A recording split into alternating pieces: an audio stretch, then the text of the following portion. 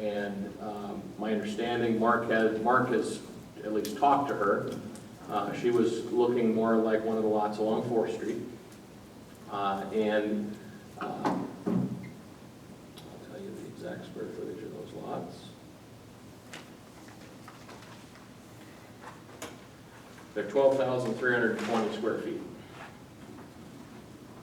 So they're over the minimum by 320 feet. Which lot was she looking That one in particular. Yeah. This one. Towards the end, I think she might have mentioned the east, the west side. back up here? So, we have that request, and we need to respond. So, thoughts? Say your last comment again, the lots are 13,000. This total square footage of those lots, they're 88 by 140, so they're 12,320 square feet. And our minimum, our breaking point, I guess, is at 12,000 square feet. So if it was 1199 or less, then the requirement for square footage is 1,200 square feet on the main. Oh, I see. If it's plus 12,000 square feet, then it's 1,500 on the main. Is there gonna be an easement for a sidewalk in the back there? Is that going to play out? I mean, easements don't take away from your, it takes away from your ability to put something there, but it doesn't take away from your assessed lot size. Hasn't in the past anyway.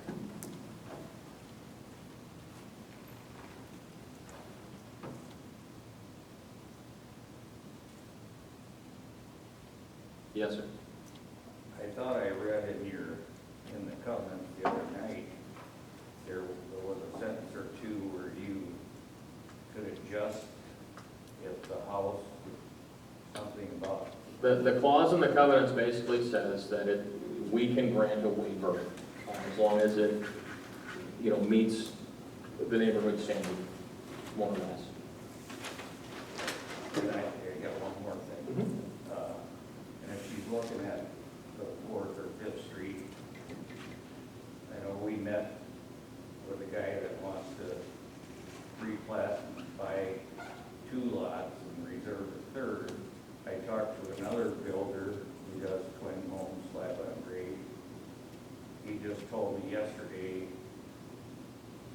that he potentially wants to do that, but he liked the idea that from Ray's end to the west end would all be some type of HOA. So Agreed. I guess, anyway, he would build in that 265 range per side. Anyway, so I guess if you did something with this, if you could do it on the end, to keep, or next to Rick, I don't know. I'm just thinking, now there's 2 guys who want to do twin home slab on grade, and they're talking each buying 2 and reserving a 3rd if you replat them.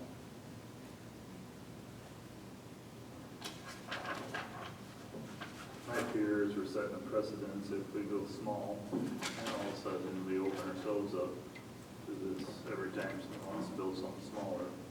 Granted, the house and the picture looked like a higher end home, say. Everybody else out there had to follow the rules, and something to be said, there's a lot of nice houses out there that are 15 plus. I guess I just want you to, think about that twin home idea, because I think it's fine when he's gonna come about. Mike and I met with Capperman. He's willing to buy 2 and reserve the 3rd if you replat them. And the other guy, John Schwartzley, who does twin homes and apartments, and he would do, he does from low end to middle high, but he would do middle high. He said 265 a side to, and so he's all after that. He's got somebody that wants to invest with some.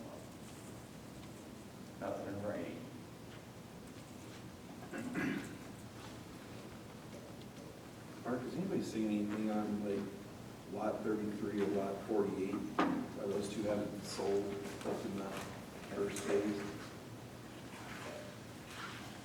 33 is what I was wondering too on the side.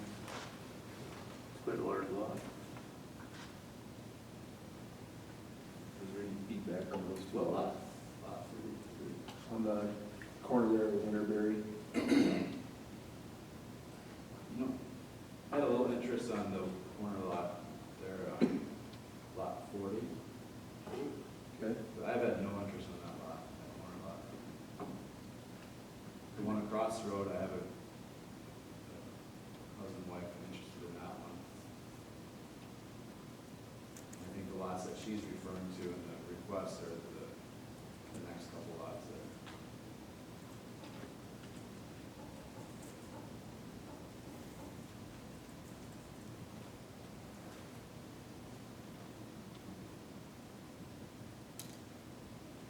How are requests and stuff like that? The demand or any activity out there a lot now, or is it pretty slow? No, it's pretty, I expect to sell 3 next month. In fact, one of them called me today, he wants to buy the one next to me, too, top of his own lot, to reserve for his sister who lives in California.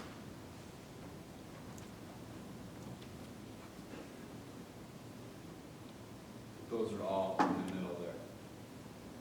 All, Between Fifth and Sixth.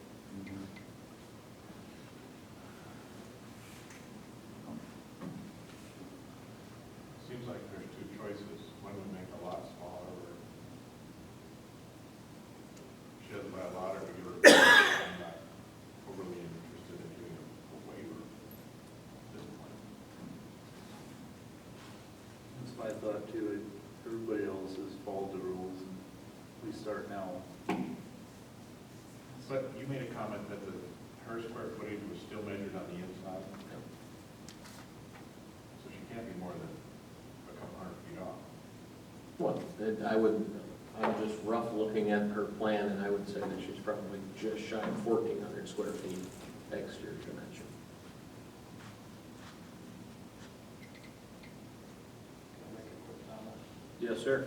Pretty sure I'm the guy who talked about that, put in a request Mhm. before, and ours was 1460, we didn't grant it. So we had to add that extra 40 square feet, which cost us about $10,000. I guess that's kind of the point we're talking about. I agree. I mean, in the grand scheme of things, it's just not that much, but.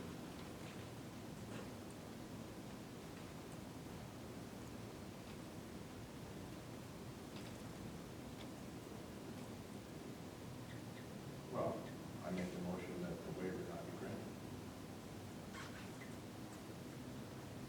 granted. Is there a second? Second. Any further discussion?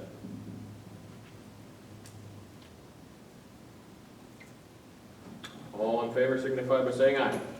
Aye. Opposed, same. Request denied. As Butch was referencing, I mean, just not to tie them. yes, sir. Of course we want her to do the Crooks. Granted. You know, open arms kind of thing, but everybody's playing by the same game. All right. Butch and I met with a contractor late last week who is interested in slab-on-grade twin homes. And as Butch referenced, he verbally committed that he would buy 2 lots right away, get one of them potentially started in the fall as a winter build, do the other one next spring. But he would buy 2 lots right away, reserve a third. And we're talking about the rest of the lots on 4th Street. So we looked at it. So if you look at what we've got on 4th Street, so we replatted 9 through 12, and now have 9, it's 6 lots. So we have 9A through 14A there. 4 of those are sold, the other 2 are reserved. So we're basically looking at 1 through 8. And I I was hoping to get to Jesse to maybe get a conceptual drawing to look at that. But I just did not get that done this last week. But just doing the rough numbers, we have about 716 feet of frontage left from the edge of lot 1 all the way to lot 8. To make lot number 1, because it's a corner lot and the 20-foot setback that we have on the one side, we'd have to get that lot to somewhere in the vicinity of 115 to accommodate a twin home on it. The rest of the lots need to be 95-ish. So we talked to, that's Capperman, who's built 3 houses, I believe, down there already. So he's very familiar with the area and likes it, and has gotten to establish a decent relationship with our building inspector after a little bit of a rough start. But he's the one very, very interested. And I also had another conversation with Ray Schmidt, who's working on the lots on the other end. And you know, he said he'll have basically the 6. Just died. Have the 6 there, and then if he was able to continue, he might like a couple more. I think, you know, from the very beginning, that's kind of the idea that we had established for those lots along 40, is, you know, something like that. And one of the things that we've never been able to address is the quote-unquote senior housing situation. So to make the footage work right, one potential route that we could go, we could make 5 twin home lots, like at 118, 97, 97, 97, 97, and potentially 3 more of the smaller villa-type lots at 70 feet. Or we could basically tie up the rest of it, where it is right now.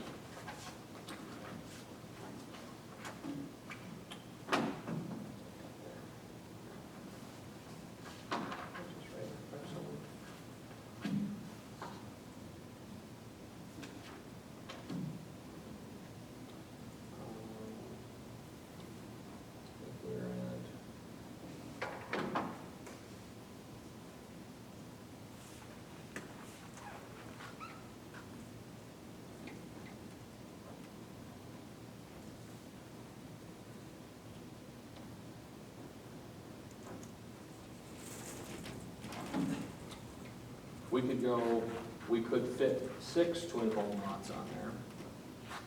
One of the things that I got looking at one of the things we lost all along was we kind of intended for a green space running up there. And if we did 6 of them, that would leave us a 30-foot. The one thing that I've kind of always not liked about this big run is it's, you know, if we're gonna have a path back here, you gotta go clear, you know, you gotta go a couple blocks one way or the other to access it.